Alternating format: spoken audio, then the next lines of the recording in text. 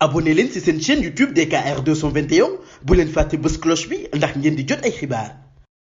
dikkati naa gaa yaa nga naan coow laa nga cëppandub teen ba tribune yéene kaay ne dama ne dialogue bu amee ba ñu rancé 6 bu boobaa ca ngoon kan mooy profité nag dëgg-dëgg ci bile dialogue yéene kaay bi dee média bi naan man loo ci mënti déggit ab lëkkaloo am na diggante président Macky Sall ak maître Abdoulaye Wade ñoom ñaar daal fi mu ne seen cere saf na ñeex tribune ne ma fi mu ne député yu wàllu yi ci boppam moom président Macky Sall daf leen tegal mbaal ne leen te sa rax dugal rax ci dolli di xëcc nag xam nga moo li bu ñuy xëccee ba naan ay sidee yéene kaay bi naan man lii la président Macky Sall def député yi Yewwi Askan Wi xam nga dañoo taaj ñaar ci doom yu président Abdoulaye Wade Karim Meïssa Wade ak Idrissa Seck ne ko tànnal Sall ngaari lam tooro buur géde daal di waaxu jaagari ba jàkkaarloog doomu Abdoulaye Wade ji di Karim ne ko daaro Wade njaag fara Wade njaag yuqumi ci songum xeer tegal sa loxo ñu dem laaj ba nag samp moom moo di lan moo tax président Macky Sall nag choisir te ba muy choisir